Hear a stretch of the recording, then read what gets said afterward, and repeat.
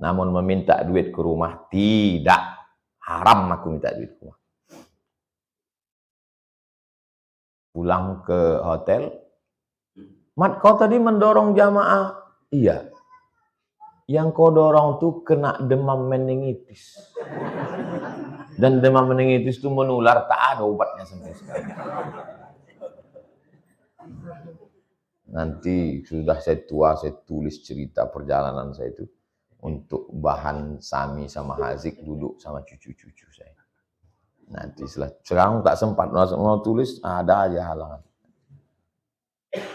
Beda kita sama binatang itu, kita punya cerita dan bisa menceritakannya. Kalau hidup antum tak ada ceritanya, bagus antum jadi kucing. Jangan kemana-mana. Apakah menentukan kebaikan, kesuksesan ilmu orang terhadap orang lain hingga orang lain itu termotivasi untuk mencapainya? Apakah itu termasuk ghibah?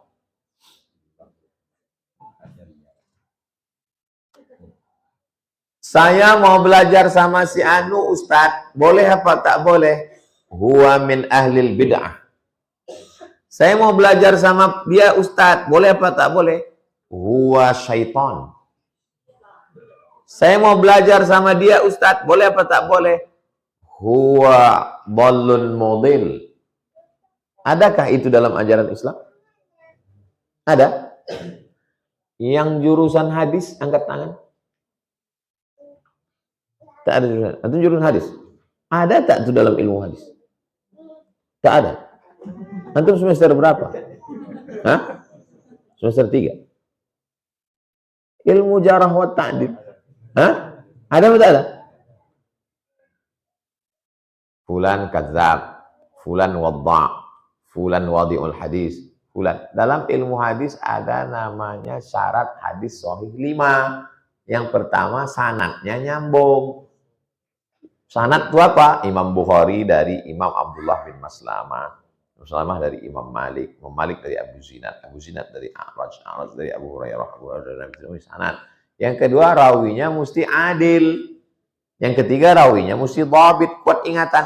Dari mana kita tahu rawi itu adil? Ada ulama jarah wa ta'dil yang memberikan rekom. Fulan siqah, fulan hujjah, fulan dhaif, fulan wahid, fulan kadzab, fulan dajjal. Apa nama kitabnya? Kitabnya namanya Kutubur Rijal wat Tabaqat. Jadi semua periwayat yang ada dalam Sahih Bukhari, Sahih Muslim, Sunan Abi Daud, Sunan Nasa'i, Sunan Tirmidzi, Sunan Ibnu Majah dibuatkan satu kitab khusus. Fulan kadzab, fulan wadda', fulan sahih, fulan dhaif. Nama kitabnya Al-Kamal fi Asma'ir Rijal. Karena kitab ini terlalu besar, panjangnya semeter, diperkecil namanya kitabnya Tahzibul Kamal. Karena terlalu besar diperkecil lagi namanya Tahzibut Tahzib. Karena besar diperkecil lagi namanya Taqribut Tahzib. 2 jilid, 2 kali Quran tebal. Ditulis oleh Imam Al-Hafiz Ibnu Hajar Al-Asqalani.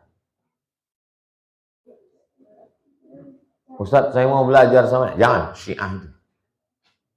Saya mau belajar sama dia Pak Ustaz, jangan Khawarij. Belajarlah kepada akidahnya Asy'ari, fikihnya Syafi'i, tasawufnya Sunni, supaya orang selamat.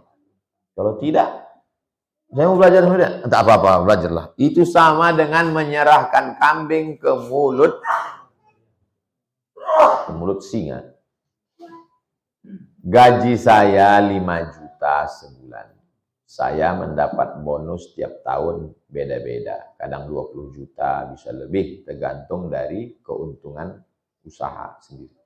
Apakah hasil gaji ditambah bonus saya sudah wajib dikeluarkan zakatnya? Zakat itu dikeluarkan berdasarkan income pemasukan.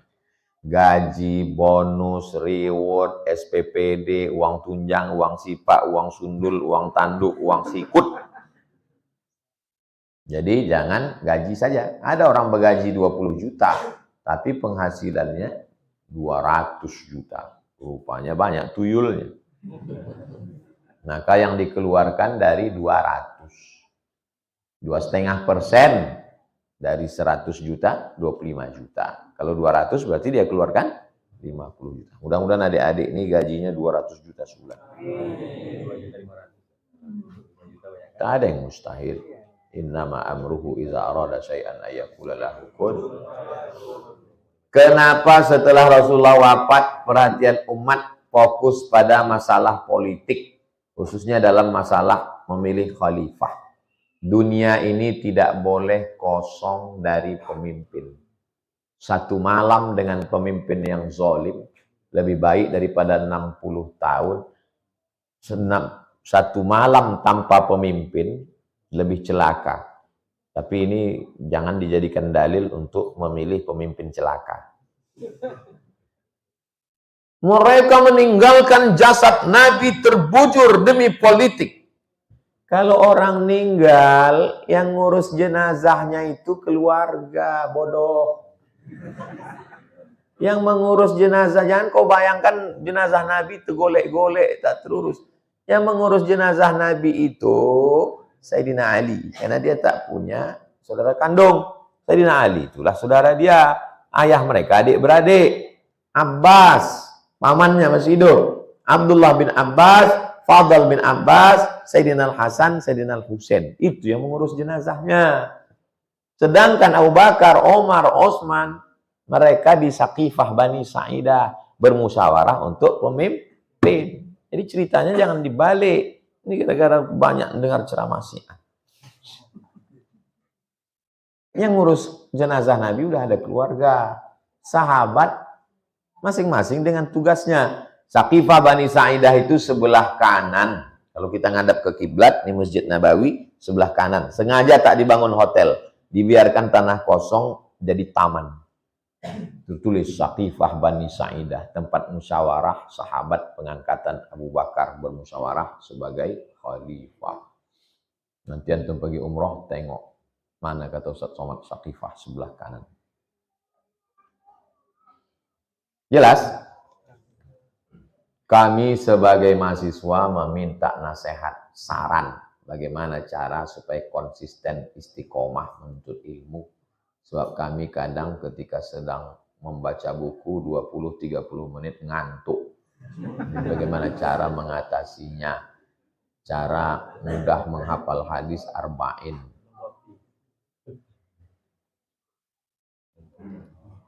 Tanya Ustadz Budi, kalau kalian tak percaya, cakap saya nih nanti. Bulan September, Oktober, keluar Muqarrar, diktat namanya. Tebalnya 200 sampai 300 halaman. Keluarlah diktat. Satu syekh, satu diktat. Nanti ujiannya Desember. 7 diktat, karena saya Fakultas Usuluddin. Desember 7, nanti masuk lagi Maret, ujiannya Juli 7. Jadi setahun itu 14. Saya beli itu diktat, saya membaca diktat itu 3 kali. Membaca pertama, menengok kosakata, karena saya dari sekolah kelas 1 Darul Arafah Medan, kelas 2 Muallimin, kelas 3 Air Molek. Kalau ada orang pindah-pindah itu karena prestasi atau karena mantap itu. Jadi saya beda sama Ustadz Budi. Ustadz Budi tamat Gontor, bahasa Arab, bahasa Inggris kepala. Jadi ini kamus Al-Munawwir, ini buku. Baca pertama, buka. Makanya buku saya itu, masih ada saya simpan, itu macam hutan rimba, karena bercoret-coret. Itu baca pertama. Baca kedua, saya beli pena 2. Satu warna hijau, satu warna merah, satu warna hitam. Yang penting merah. Kurang penting hijau. Yang tak penting, jangan digaris, mubazir. Baca yang ketiga, saya ringkas. Ayat-ayat saya hafal, supaya tak panjang. Pangkal-pangkalnya, hadis-hadis saya hafal. Ucapan-ucapan ulama saya hafal. Yang agak-agak susah, baru saya ringkas kecil. Yang 300 halaman, saya jadikan 3 lembar. Ringkasan saya kecil. Saya kemana-mana tak bawa buku, ringkasan. Jadi kalau ada orang minjam, Mat, kau gak bawa buku? Aku ringkasan. Pinjam ringkasan kau? Apa kayaknya? Karena yang bisa baca cuma aku. Saya sekamar sama orang Medan. Kamar tempat tidur dia sini. Asal saya tidur malam, saya belum tidur. Saya tengok dia meriksa buku saya. Ditengoknya, Somad udah baca halaman berapa? Oh, ditengoknya buku. Pas besok, diktat saya itu, saya garis dari belakang. Mak, udah selesai.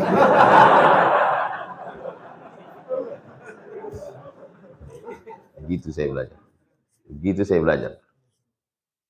Kenapa serius belajar? Beasiswa 162 pon.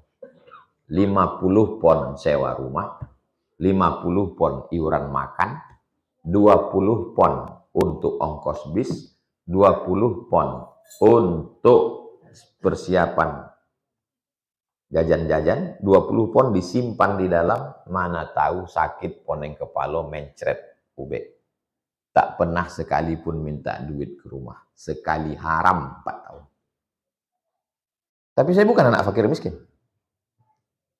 Sedang moneter, anak Indonesia lulus 100, yang berangkat 74 orang. Dan saya berangkat. Itu menunjukkan apa? Kalian tengok gambar saya naik air acting waktu kuliah dulu. Hah? Kalian tulis Somad air acting, kenapa? Kalau saya masuk ke kampus Panam tuh dulu, cewek-cewek tuh di atas. Tapi setelah saya ke Mesir untuk minta duit, saya mesti selesai kuliah. Jadi antum kalau mau serius, jangan minta duit. Kalau pas libur, cari dorsmir, cuci motor, jualan loper, koran, jaga warnet. Insya Allah serius antum belajar. Pacaran, cewek tuh mau karena kalian berduit. Kalau ada cewek mau kalian tak berduit, cewek bongak.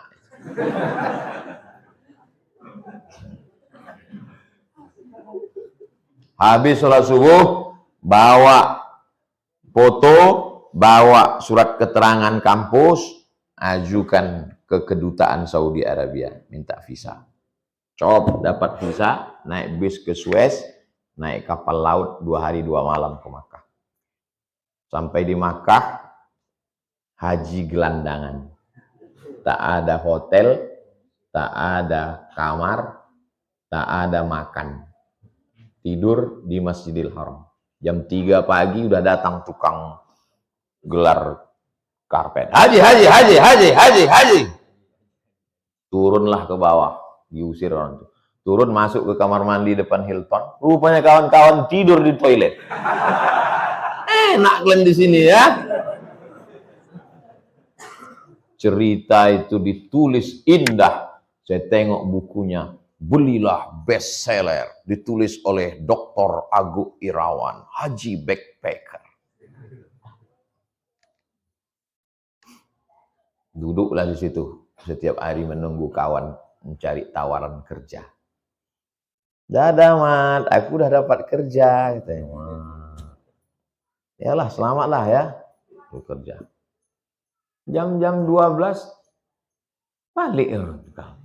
Kenapa kalian balik? Enggak kuat Mat.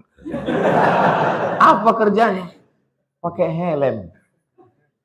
Apa pakai helm? Mengupas bawang pakai helm. Biar supaya tahu.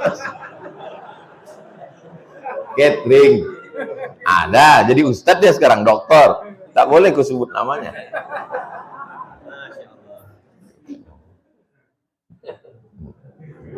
Man, ada kerja nih. Apa kerja? Membawa jamaah. Berapa orang? 1 bis lah. Nih, tinggal bawa. Jamaah sekalian, kita akan menuju Padang Arafah. Nanti kita akan ke Musdalifah, ke Mina. Nanti di sini. Gitu aja cara. Iya. Oh. Berapa jam ini? 2 jam selesai. Iyalah, bereslah. Bawa. Sampailah ke Padang Arafah. Sampai di Padang Arafah. 50 orang tuh berlarian naik ke Jabal Rahmah. Bayangan kita membawa jamaah ini macam membawa kambing yang patuh dan taat. Berlarian. Kita tinggal sendiri. Balik setengah jamaah itu hilang. Tak berani ngambil gaji. Takut kena deportasi, hilang jamaah. Datang kawan menakuti, gawat komat, tangkap polisi. 2 hari setelah itu datanglah kawan membawa. Ini gaji kau bawa jamaah kawan. Loh, tak hilang jamaah itu. Mereka turun dari pintu sana, naik bis lain.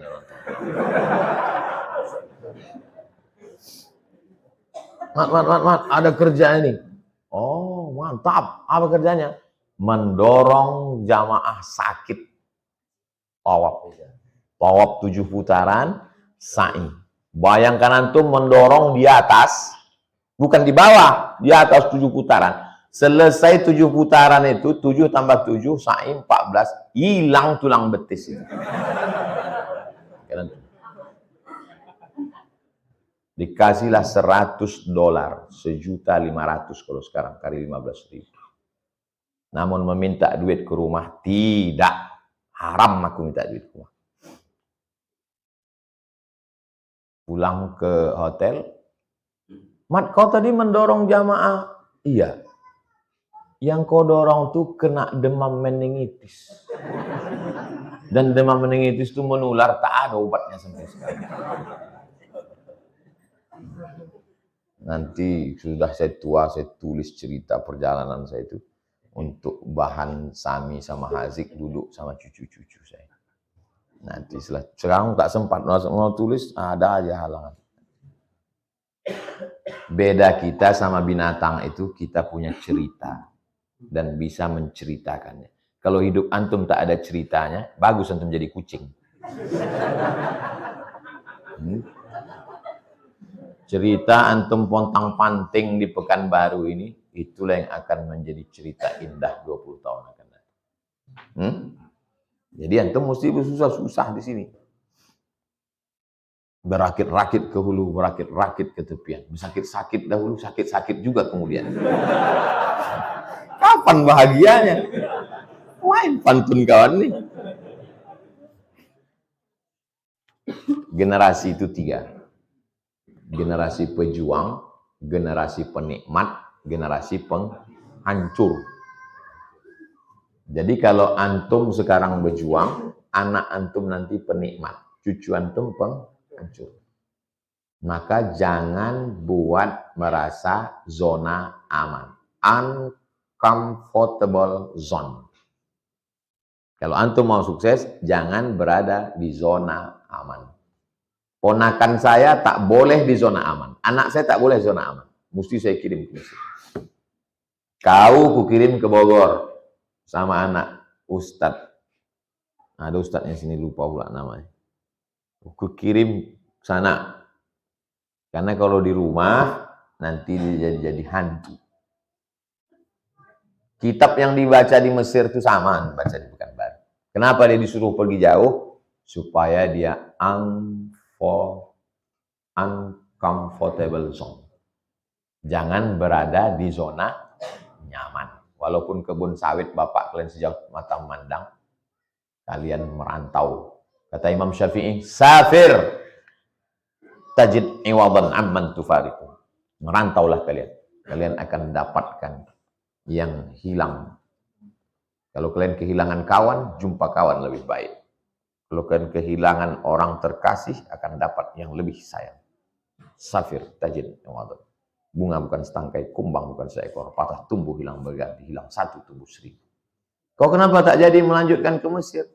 Gimana Pak Ustadz? Nanti saya nikah sama siapa? Ya Allah. Macam tak ada perempuan di dunia. Saya mahasiswa semester 1 UIN, tepatnya Fakultas Usuluddin, jurusan ilmu hadis. Sebelum diterima di fakultas, saya sempat tak diridhoi orang tua karena tak bisa memberikan alasan selesai kuliah nanti kerja apa. Katanya masuk umum aja karena lebih mudah mendapatkan pekerjaan. Jujur saya masuk Fakultas Usuluddin karena direkomendasikan oleh salah satu guru hadis saya. Karena beliau melihat potensi yang besar pada diri saya. Sampai pada akhirnya saya tetap berangkat ke Pekanbaru dengan ongkos saya miliki. Pada awalnya saya sempat tak dikirimi uang oleh orang tua saya selama beberapa bulan. Yang namanya orang tua pastilah tetap memikirkan kondisi. Bagaimana hukumnya Pak Ustadz? Apakah saya digolongkan anak durhaka? Tidak memiliki, tidak mematuhi keinginan orang tua. Bapak-bapak, ibu-ibu yang takut anaknya sekolah agama, nanti kerja apa, mau makan apa, kalian perlu ke rumah sakit memeriksakan otak kalian di mana.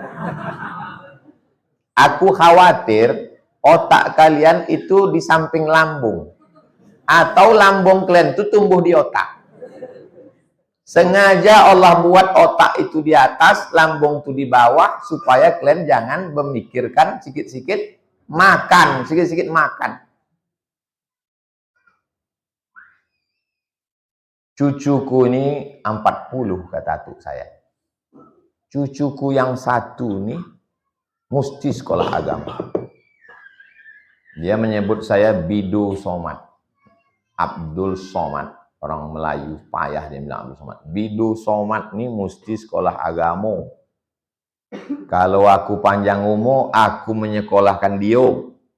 Kalau aku pendek umur, kebun kelapa 2 hektar untuk sekolah dia. Atukku kebun kelapanya dikasihnya untuk nyekolahkan aku agama. Ini anakmu sudah mau sekolah agama, kau pula tak ngirim belanja. Nanti kalau kau mati mau dikirim koran. Kata mak saya, kau tak boleh sekolah lain. Kau mesti sekolah agama.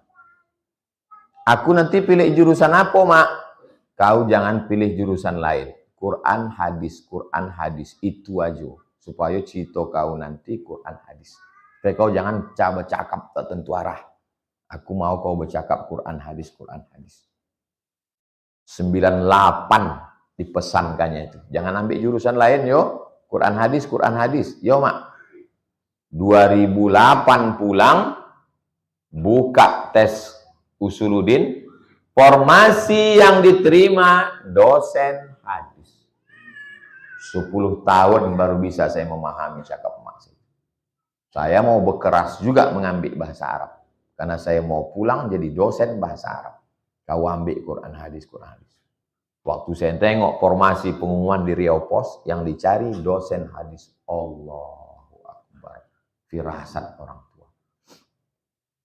Dia orang tua yang betul, bukan orang tua tak betul.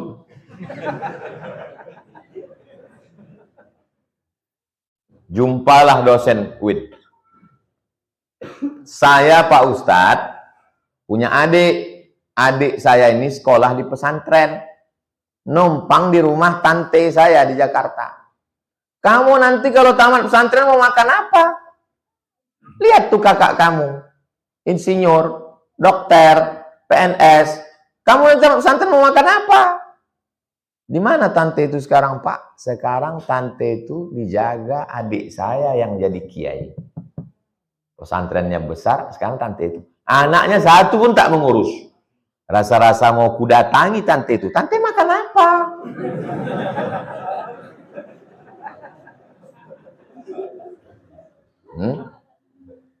Tunjukkan bahwa kau benar. Selesaikan kau di jurusan hadis. Tamat situ nanti kau mengabdikan kepada Allah. Insya Allah. Kaya tidak, tapi susah kali pun tidak. Saya ini kurus nih bukan tak makan. Setiap ceramah nih udah makan. Memang takdir tak mau gemuk. Makan, teh tarik. Di sini aja yang minum air putih.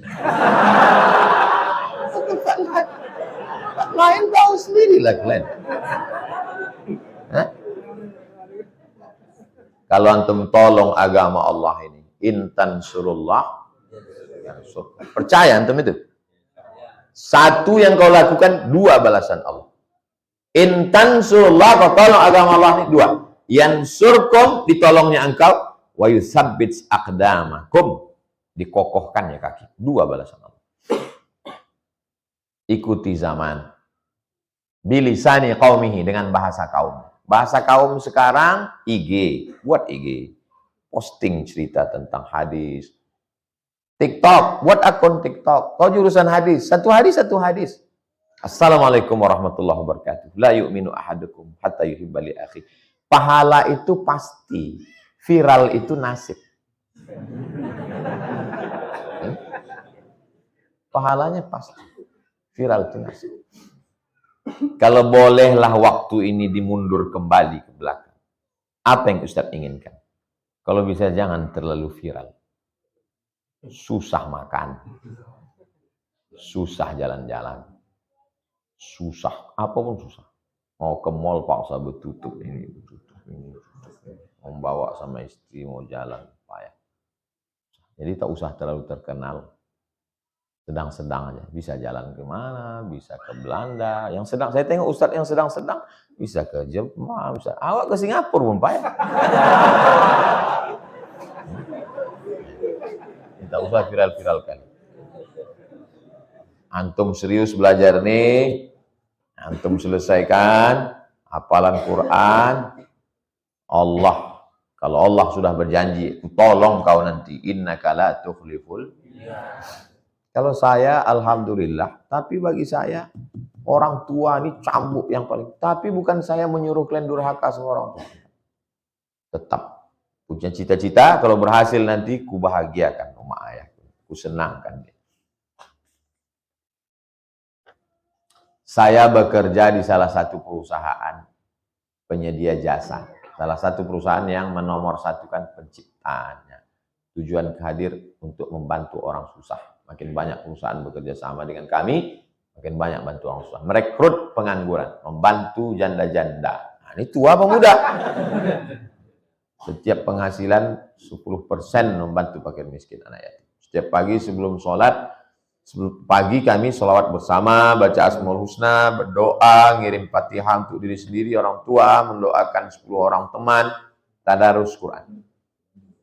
Yang ingin saya tanyakan, apa boleh kami merekrut orang susah dijadikan pekerjanya di perusahaan kami ini, Pak Ustadz? Kalau kalian menerima pegawai, lebih memprioritaskan orang susah, bukan mengeksploitasi orang susah, gajinya tetap sama dengan orang tak susah, maka kalian sudah menolong. Apa janji Allah untuk orang yang menolong orang susah? Man yassara an mu'sirin. Siapa yang memudahkan orang yang susah, yassarallahu anhu yaumal qiyamah. Dimudahkan Allah dia dari kesusahan hari kiamat. Man farraja an muslimin kurbatan min kurabid dunya. Siapa yang melepaskan saudaranya dari huru-hara kesulitan dunia, farrajallahu anhu kurbatan min kurabi yaumal qiyamah. Min yaumil qiyamah. Maka dilepaskan Allah dia dari malapetaka hari kiamat. Wallahu fi aunil abdi maka al abdu fi auni akhi. Allah akan menolong saudaranya selama hamba itu mau menolong saudaranya. Maka saya minta ini ada grupnya. Berapa grup kita sekarang? 400. Saya tak mau kalian datang ngaji pulang, datang ngaji pulang. Itu bukan pengajian. Itu namanya penikmat kajian. Di sini ada yang punya doorsmare, ada yang mobilnya kotor, ketemu dia. Bukan gratis. Daripada duit itu keluar. Di sini ada yang anak yatim, ada yang bingung. Aku bingung Pak Ustadz, duit ini mau aku campakkan kemana? Jadi itulah jadi wasilah. Maka admin di situ mesti kreatif, admin. Saudara sekalian, ini ada anak muda kita yang baru selesai tamat. Kira-kira ada nggak yang ada lowongan ya? Kalau dia minta kan malu dia. Admin lah yang kreatif menawarkan. Bapak Ibu ada yang anak gadis nggak? Kebetulan ada potong komen. Ada yang baru tamat? Enggak, untuk saya, kata dia. Apanya maksud kau nih admin? Jadi Nabi itu dulu begitu. Nabi itu bukan sekedar ceramah di masjid, dipersaudarakannya. Ini Ansor, ini Muhajirin, ini Abdurrahman bin Auf, ini Sa'ad bin Rabi, ini Abu Darda, ini Salman Al-Farisi, bersaudara. Saya mau kajian kita ini. Tapi saya tak punya waktu untuk mempersaudarakan. Jadi kalianlah yang mengatur itu semua. Mudah-mudahan grup ini bertambah berkah, tambah silaturahmi. Kita sholat sunat isyraq 2 rakaat. Subhanakallahumma wa bihamdika asyhadu an la ilaha illa anta astaghfiruka wa atubu ilaik. Assalamualaikum warahmatullahi wabarakatuh.